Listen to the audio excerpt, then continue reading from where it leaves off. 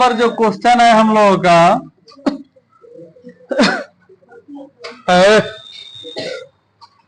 करें, आपको याद होगा कि पाई को एक वृत्त की परिधि और उसके व्यास के अनुपात को परिभाषित किया जाता है, अर्थात पाई बराबर होता है C/D ना। और कह रहा है कि इस तथ्य का अंतर विरोध करता हुआ प्रतीत होता है कि पाई अपरिमेय है ना।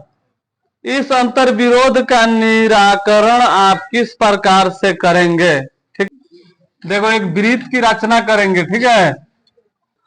देखो ये हम लोगों का वृत्त हो गया, ठीक है। तुम लोगों को मालूम है कि ये आधा जो रहता है इसको हम लोग क्या बोलते हैं? आर बोलते हैं, त्रिज्या ना। अब पूरा जो होता है इसको हम लोग क्या बोलते हैं? डी। पूरा हो गया तो क्या कहलाएगा? डी। तो यहां पे हम लोगों को बोला है कि पाई को एक वृत्त की परिधि मान लेना है ना। आपको याद होगा कि पाई को एक वृत्त की परिधि और इसके व्यास के अनुपात को परिभाषित किया जाता है।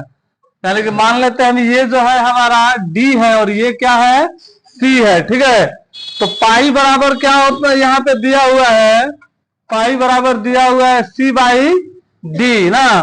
तो पाई का वैल्यू क्या होता है? 22/7। लेकिन हम लोगों को पहले ही से मालूम है कि पाई जो होता है हमारा परिमेय संख्या होता है या अपरिमेय संख्या? अपरिमेय होता है। पाई को अपरिमेय में रखते हैं। लेकिन जब 22/7 को हम लोग जब भाग देंगे, देखो यहाँ पे 7 से जब हम लोग भाग देंगे 22 में, तो इसका 7 तिरका 21, 1 कट गया, दशमलव देंगे 0, 7 का 7, यानी कि तो कटेगा है ये ना, इसी तरह बढ़ते ही ना रहेगा। तो बढ़ते ही रहेगा तो इसको लगभग में हम लोग इसको परिमेय मान सकते हैं, लगभग, पूरा कंफर्म नहीं, ठीक है। लेकिन ये जब पाई में है तो ये क्या कहलाएगा? हमारा परिमेय संख्या ही, अपरिमेय संख्या ही कहलाएगा। लिखेंगे इसमें इसका कोई अंतर विरोध नहीं है जब हम लोग किसी स्केल से या किसी अन्य युक्ति से लंबाई मापते हैं तो एक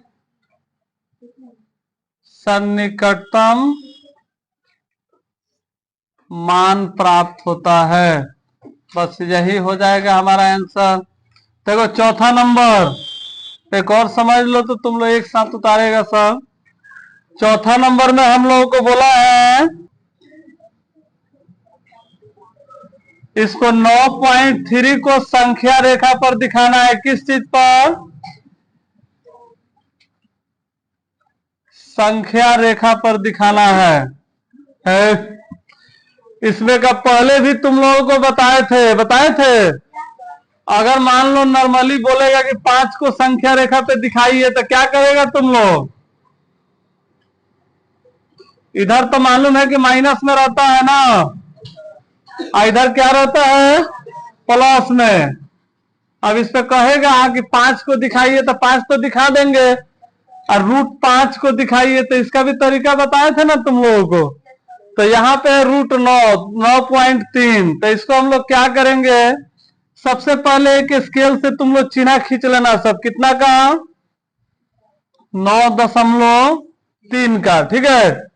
यानी कि यहां तक मान लेते हैं ए और बी है, ठीक है। ए और बी की लंबाई कितना है? 9.3। फिर इसको क्या करना है? 1 सेंटीमीटर बढ़ा देना सब। मान लो 1 सेंटीमीटर बढ़ा देते हैं, यहाँ पे आ गया हमारा सी। जब इतना बढ़ा देंगे हम लोग तो क्या करेंगे? इसको 2 भाग में बांटेंगे। तो किसी भी लाइन को हम लोग 2 भाग में बांटने के लिए क्या करते हैं?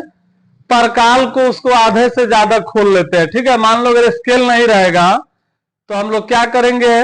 यहाँ पे परकाल रखेंगे। ऐसे तो हम लोग का अंदाज है ना कि बीच ही है, आधा से ज्यादा यहाँ तक फैला लेंगे। एगो चीना ऊपर काटेंगे, एगो नीचे, फिर यहाँ पे रखेंगे स्केल, एगो इधर काटेंगे और एगो इधर काटेंगे, और इसको पकड़ कर ऐसे कम से कम कर लेंगे। तो यहाँ हम लोग को मिल गया बीच। अब ना जब बीच मिल जाएगा तो फिर परकाल हम लोग यहाँ पे रखेंगे, और क्या करेंगे, यहाँ पे जब परकाल रख के इतना खोलेंगे तो जितना इधर होगा उतना ही भी इधर होगा। तो बीच में रख के जिस तरह हम लोग गोला बनाते हैं ना, उसी तरह क्या करेगा सब, तुम लोग एक गोला खींचेगा सब। तो नीचे से तो हम लोग कोनो मतलब नहीं है, अगर नीचे भी खींचेंगे तो क्या होगा, गोल हो जाएगा बिल्कुल ना। तो हम लोग बस ऊपर ही सिर्फ खींच लेंगे, और यहाँ पे देखेंगे 9.3 कहाँ तक था, तो यहीं तक ना है। तो यहाँ पे एक 90 डिग्री का कोण बनाएंगे। तो 90 डिग्री का कोण का मतलब क्या होता है, बिल्कुल सीधा की टेढ़, बिल्कुल सीधा। यहाँ पे कुछ 90 डिग्री का कोण तुम लोग दिख रहा है बोर्डो में है 90 डिग्री का कोण है। जो कोण बना हुआ है यहाँ पे कितना डिग्री का है, 90। देवालों है जमीन से उठा है 90 डिग्री, सीलिंग में भी है 90 डिग्री कोण, बिल्कुल सीधा हो, यानी कि ऐसे मुड़ेगा बिल्कुल सीधा तो 90 डिग्री। तो हम लोग क्या करेंगे, यहाँ पे चांद रख लेंगे, या स्केल से बिल्कुल सीधा ऐसे पकड़ेंगे और ऐसे चीना इस पे खींच लेंगे। ये 90 डिग्री का कोण हो गया, ठीक है। अब फिर क्या करेंगे, इसको नापेंगे कितना का है ना। इसको रखेंगे यहाँ पे परकाल और यहाँ तक फैला लेंगे, और फैलाने के बाद में इधर हम लोग ऐसे चिन्ह लगाएंगे तो जरूर है कि यहाँ तक आ जाएगा ना। जितना बड़ा होगा फिर परकालवा इधर करेंगे तो यहीं तक ना आएगा, और जहां पे ऐसे कटेगा इसको फैला लेंगे, इसका नाम रख दिए ई। तो यही जो हम लोगों का हो जाएगा बीई, यहीं पे मिलेगा हम लोगों को रूट 9.3 हो गया आंसर।